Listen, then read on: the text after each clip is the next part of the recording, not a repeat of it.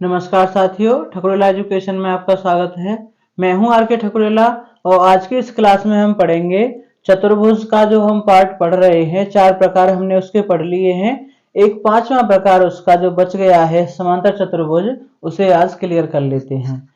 तो ये छोटा सा कॉन्सेप्ट है कि मैंने ये 2 चित्र बनाए हैं आपको ये समझाने के लिए कि ये वाला जो है चित्र जिसमें आमने सामने की भुजा बराबर हैं और कोण 90 अंश के हैं, इसे हम कहते हैं आयत। कोण कितने हैं इसमें? 90 अंश के। और ये वाला जो भुजा है, ये वाला जो चित्र है, इसे हम कहेंगे समांतर चतुर्भुज। तो इसे हम इससे कैसे बनाते हैं? तो आप ये सीधी सी बात समझें कि आप यहाँ पे खड़े हो गए और यहाँ से धक्का लगाया इसमें ऐसे करके, इसके ऊपर वाले कॉर्नर को पुश किया, ऐसे धक्का लगाया इसमें, तो ये इस टाइप का बन जाएगा। तो इससे रिलेट मैंने क्यों किया? इसे ये समझाने के लिए किया कि यहाँ पे जो आयत है समांतर चतुर्भुज है, उसमें ये डिफरेंस है कि भुजा तो आमने सामने की उसी प्रकार से बराबर हैं, सिर्फ अंतर है तो किस बात का है कि इसमें कोण 90 अंश के हैं और इसमें कोणों के बारे में कुछ भी कहा नहीं जा सकता है। इसका जो क्षेत्रफल होता है वो कैसे निकालते हैं? यहां से लंबवत दूरी इसकी परपेंडिकुलर लंब डालते हैं, ये जो दूरी होती है ये इंटू इसका आधार ये भी हो सकता है, ये भी, क्योंकि दोनों भुजाएं समान हैं। तो इसका जो क्षेत्रफल होता है समांतर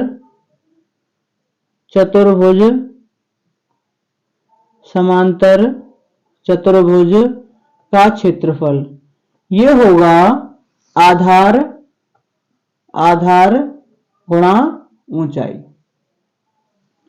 इसका जो परिमाप होगा वो आयत के समान ही होगा, 2 गुणा लंबाई प्लस चौड़ाई। क्योंकि लंबाई दोनों समान है, चौड़ाई दोनों समान है, तो 2 लंबाई और 2 चौड़ाई यानी 2 लंबाई प्लस चौड़ाई। अब हम बात करते हैं इसके क्वेश्चन की, इस पे क्वेश्चन किस टाइप के बन सकते हैं। तो इसके जो क्वेश्चन हैं वो ये हैं। पहले हम बात करते हैं इस क्वेश्चन की। इसमें दे रहा है किसी समांतर चतुर्भुज एबीसीडी की आसन्न भुजाएं AB बराबर 10 और BC बराबर 8, DM बराबर 6, जहां पे ये जो DM है ये AB पर लंब है, तो क्षेत्रफल बताना है। इसके लिए हमें पहले चित्र बनाना पड़ेगा कि ये समांतर चतुर्भुज है इस तरीके से, और इसकी ये जो भुजाएं हैं A, B, C और ये D। यहाँ पे AB बराबर 10 दे रखा है, BC बराबर 8 दे रखा है, और DM यानी ये जो लंब है AB पर M ये दे रखा है 6। हमें क्या बताना है? इसका क्षेत्रफल। तो समांतर चतुर्भुज का क्षेत्रफल क्या होता है? समांतर चतुर्भुज का क्षेत्रफल जो होता है वो होता है आधार गुणा ऊंचाई। आधार कितना है इसका? 10।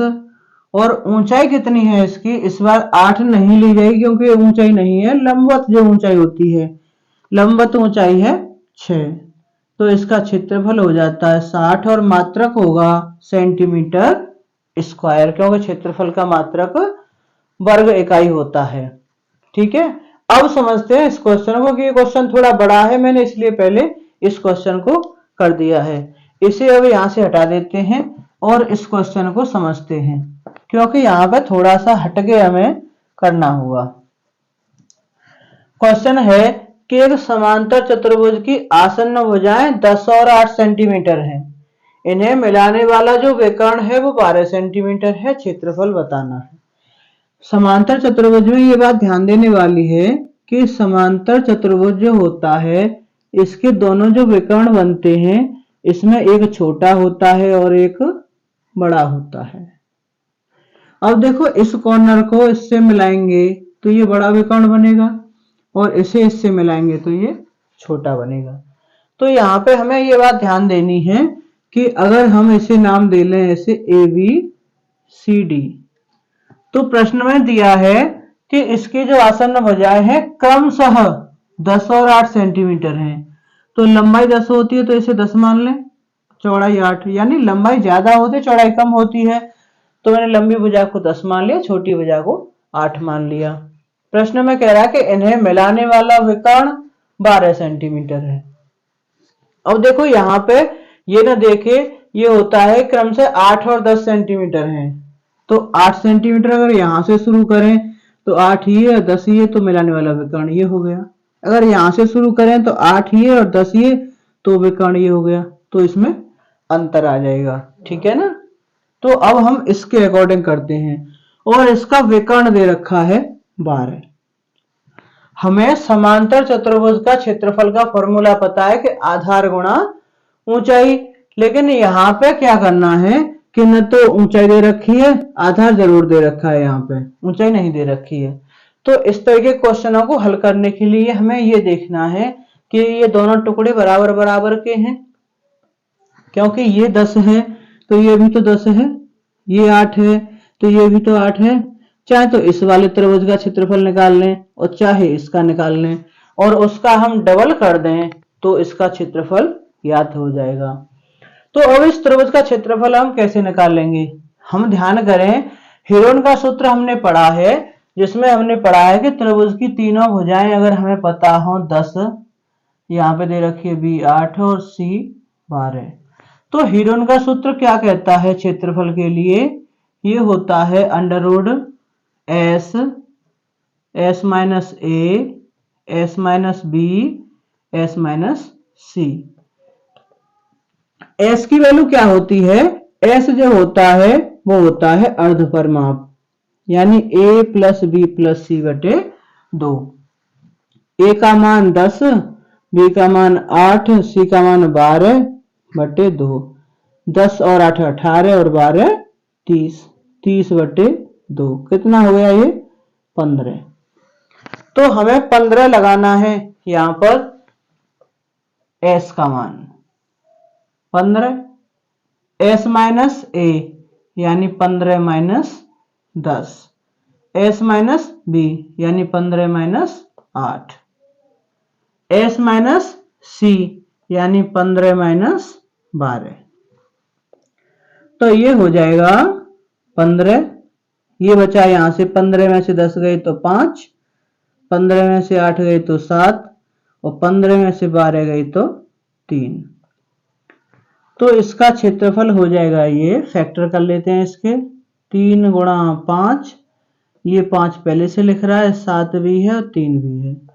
तो 3 3 का 3 ये, इसका एक जोड़ा बाहर निकल आएगा, एक 5 का जोड़ा बाहर आ जाएगा और भीतर क्या बचेगा यहाँ पे 7।